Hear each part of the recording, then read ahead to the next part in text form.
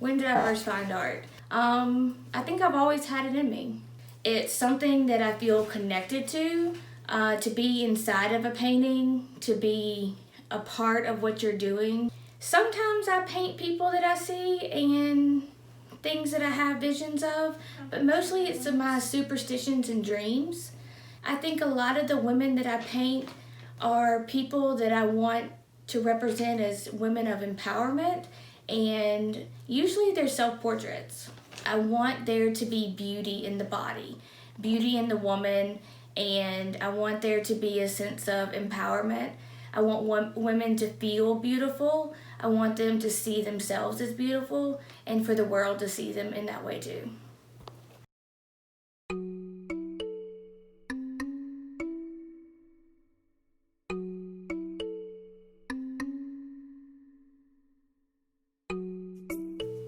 So, Lindsay, tell me a bit about yourself.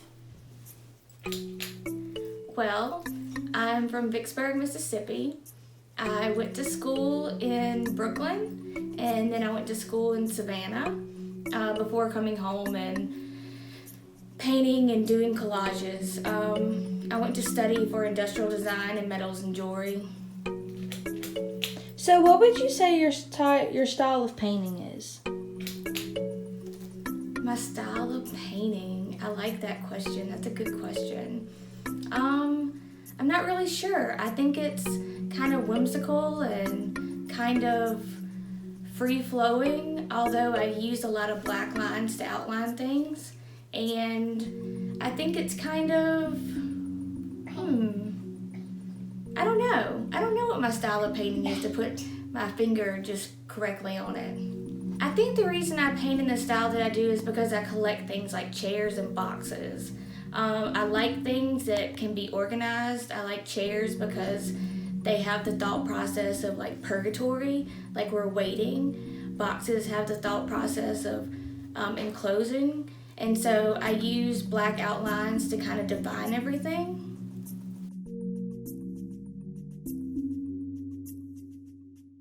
Okay, and does your workspace change the way that you work? Yes, most definitely. Yes. So I usually paint here in my studio at home, and I definitely do everything on the floor. I make collages, I do paintings, I do drawings, I even write thank you notes on the floor. It's something that I feel connected to be inside of a painting, to be a part of what you're doing. You see this desk behind me. It's a catch-all, so nothing gets done at the desk. It holds Tootsie Rolls and drinks and odds and ends. So I definitely feel like I'm connected to the floor, and my space is different. If I'm in a hotel room, yeah, it's different being in different places.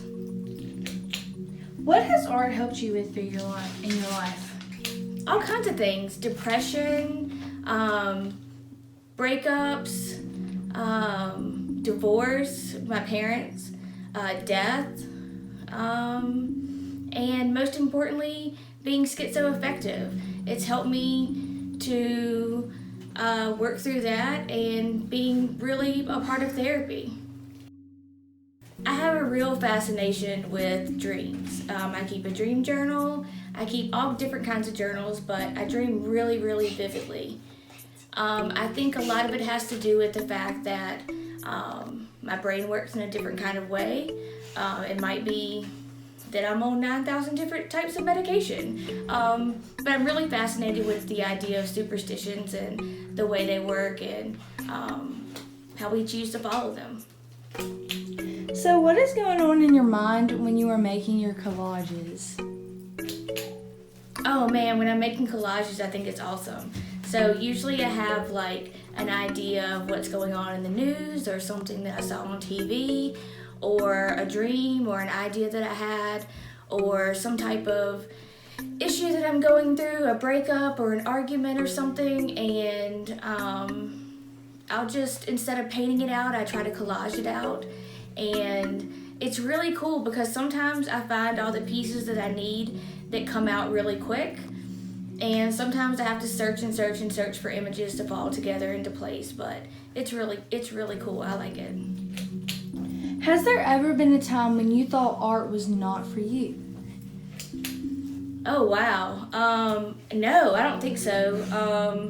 I definitely think that I've had my struggles with being an artist, but I don't think that I've ever thought that art wasn't for me.